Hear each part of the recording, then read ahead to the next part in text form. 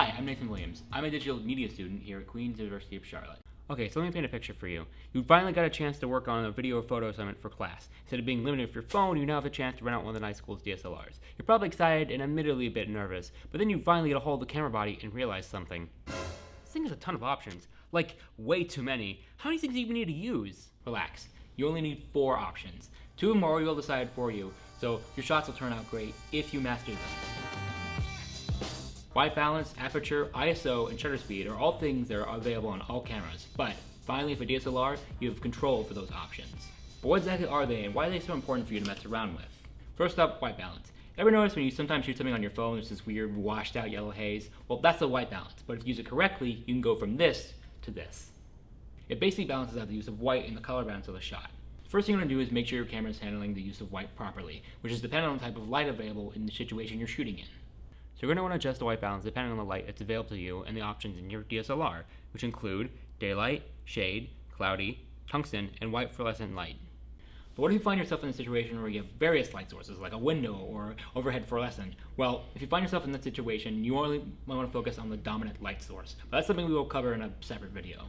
Now, many cameras have a custom setting for white balance. You can take a picture of something like a white piece of paper, for example, and make the white balance just right for that situation in which you're shooting in.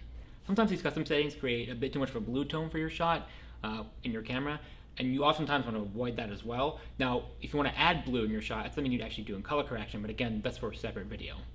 So now we have shutter speed. So shutter speed, the higher the number is, the more detail and less blur there is for the shot, but the lower the number for your shutter speed, there is more blur. So you want to capture the exact details of, say, a drop of water that's splashing without any motion blur. You'd make sure you have a higher shutter speed. Now when you're shooting video, however, you oftentimes want to keep your shutter speed locked in one place. Now whenever you shoot video and film that you're shooting at 24 frames per second, because of that, you oftentimes want to double up your shutter speed to make it feel more natural with the blur of the shot. Now DSLRs don't have a shutter speed of 1/24th of a second, so you always want to choose 1/30th. But if you're outdoors, say, for example, and say have a ton of light, you usually want to shoot at 1/50th. The reason for this is if you shoot at 1/24th of a second, you need to oftentimes think in multiples. So since 1/48th of a second doesn't exist for multiples on a DSLR, you're going to shoot at 1/50th. Now you'll notice there are higher shutter speeds available for you to shoot on your camera, but oftentimes those are available for different videos and different scenes, like slow motion, for example, but we'll do that for a separate video. So remember, for now, just stick with these 2 options.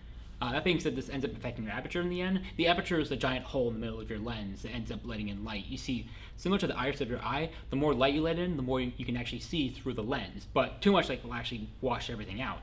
Also, like the human eye, you'll notice that if you focus something on the background or foreground more, the rest will be blurred out, and oftentimes for the lens, this is referred to as the focus. The thing with aperture is, the more open it is, the lower the number, but the more closed it is, the higher the number. For example, if you have an aperture of 1.8, the background is going to be more blurred out and there's going to be more light coming in. But if the number is lower, like f16 or f32, there's going to be less light coming in, the image will be darker, and the image itself will be much more flatter. So because of this, you oftentimes have 2 different decisions when it comes to aperture. How much light should you let in, and how much blur do you want in your background? So for example, if you're indoors, you're going to want in more light to the aperture so you can see everything. But if you're outdoors, you're going to want in less light so that way the image isn't overwashed in light. But if you have an interview subject, you're going to make sure you open up the aperture in this example just enough so you can separate the background from the foreground. But if you have an establishing shot, you want to make sure you close it a bit more so that way you can see every single detail of the beach or the city that you're trying to establish for the scene. So let's say you want to make your image brighter, but you open up the aperture all the way and there isn't any more available light. How do you take care of this?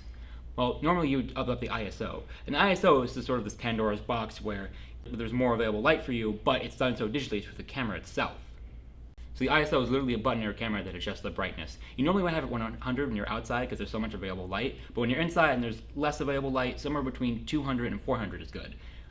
800 and 1000 is fine if you're in a pinch, but anything over 1000 creates way too much image noise, and that's something you don't want to have.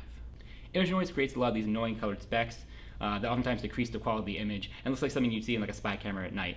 It's something you want to avoid entirely. So in conclusion, even though there are thousands of options available on your camera, use only the 4 you really need, and if you master them, your shots can go from this to this. Thank you for watching. My name is Nathan Williams. If you have any more questions about these options, you can watch other videos or you can get in contact with your professor here at the Night School of Communications.